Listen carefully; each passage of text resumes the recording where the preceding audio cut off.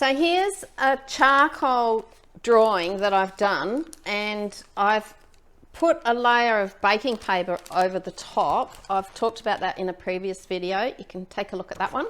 And when you open it up, so this layer protects the soft charcoal from being the dust going onto other things and touching it and coming off. And so underneath is this charcoal drawing, the original charcoal drawing. It hasn't been smudged. But look at what the problem is when you put anything at all over the top of a charcoal drawing. Can you see the underside of the paper there? Oh my goodness. The charcoal, just by touching the surface of the paper, has lifted off from the drawing onto the baking paper that I've used. You can also use glassine paper, which is expensive art paper to do the same thing as this baking paper, but this is the cheap option and it's still just as archival, I've found.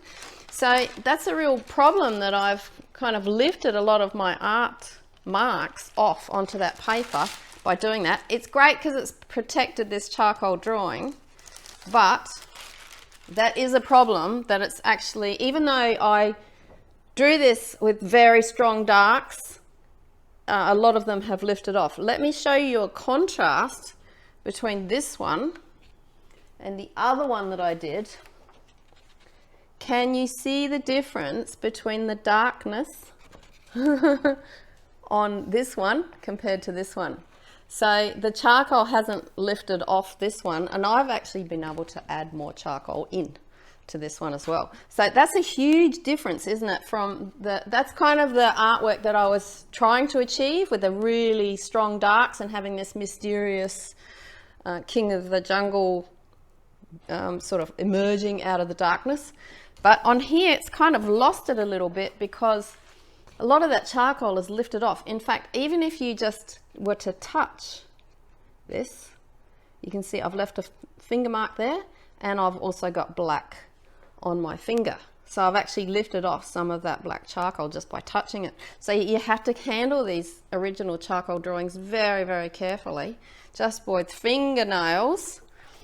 But this one that I've fixed using my favorite brand of Fixative, you can see the word Fixative across there. This one I can touch, it doesn't smudge, there's no black coming off on my hands. I can touch anywhere on the paper and it's solid. The charcoal is solid, there's nothing coming off on my hands. Even if I touch the darkest little areas here, there's no dark coming off there.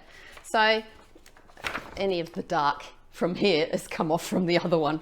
So that is a much better result. And now I can handle this and I can just treat it like a normal drawing, like a normal graphite drawing, and stack it up with other drawings. And if you're doing charcoal in a journal, then using the baking paper interleaf is a good idea. But you'll have the same thing, that the baking paper will lift off some of the darkness of your drawing.